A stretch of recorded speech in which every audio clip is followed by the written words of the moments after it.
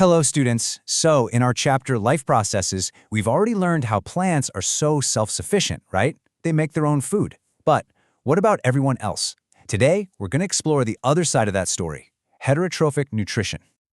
You see, we know that plants are kind of like the chefs of the natural world. They use photosynthesis to cook up their own food. But what about animals, or fungi, or even us? Where do we get our energy from? Well, that's the big question we're going to answer today. So here's what we'll be covering today. First, we'll understand what heterotrophs are. Then, we'll look at the three main types: holozoic, saprophytic, and parasitic nutrition. After that, we'll see a real-life example with our case study on the amoeba. And finally, we'll see what's coming up next. All right, let's begin with our first section. So what exactly are heterotrophs? Well, to put it very simply, these are all the organisms that have to depend on others for their food. So, the formal definition is this. Heterotrophic nutrition is a mode of nutrition where an organism, it just cannot synthesize its own food. Instead, it depends on complex organic substances that have been prepared by other organisms. The main thing to remember here, the key takeaway, is this complete dependency on others for survival. Okay, let's dive into our first type, and this is one that you'll find is very familiar. It's called holozoic nutrition, and this is all about taking in solid food. You know, the name itself gives us a very big clue.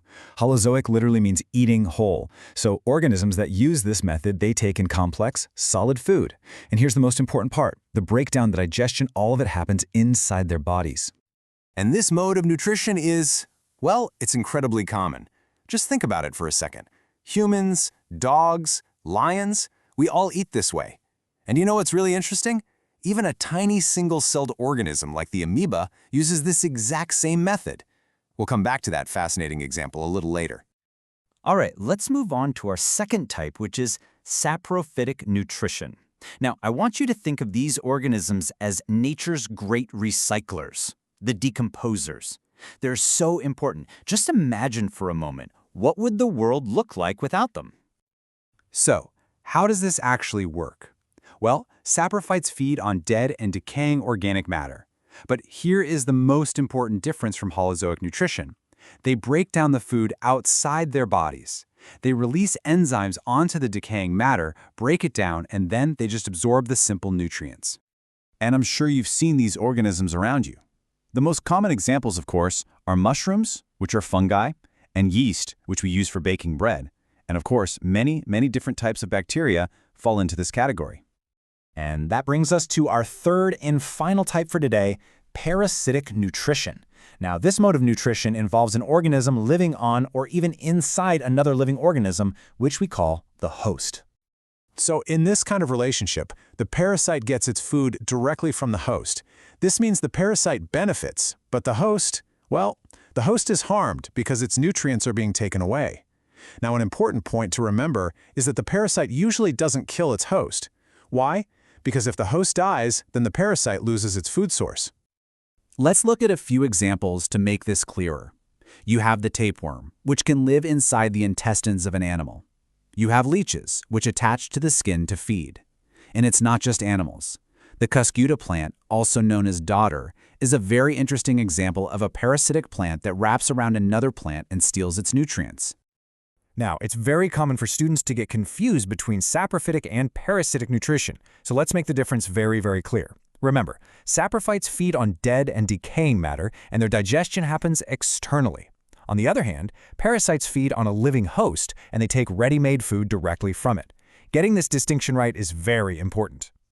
Okay, so now that we understand the theory behind these different types, let's see it in action.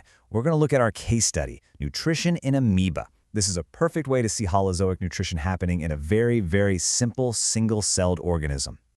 Now, as you probably know, amoeba is a tiny, single-celled organism. And as we mentioned, it shows holozoic nutrition. But it doesn't have a mouth, so how does it eat? Well, it uses these temporary finger-like projections from its body called pseudopodia. The word literally means false feet, and it uses these pseudopodia to surround and capture its food. Let's break this entire process down step by step. First, you have ingestion. The pseudopodia surround the food particle, and they form a little bubble around it. We call this a food vacuole. The second step is digestion. Inside that vacuole, digestive enzymes get to work and break down the complex food. Step 3 is absorption. Once digested, the simple food molecules just diffuse out of the vacuole and into the cytoplasm of the cell. Then comes assimilation. The cell uses this absorbed food for everything it needs, for growth, for energy. And finally, the 5th step is egestion. Any leftover, undigested waste is simply moved to the edge of the cell and thrown out. So where do we go from here? Let's talk about what's next and how we can take what we've learned about a single cell and apply it to a much more complex system. So, to quickly recap, today we have learned about the different ways that heterotrophs get their nutrition.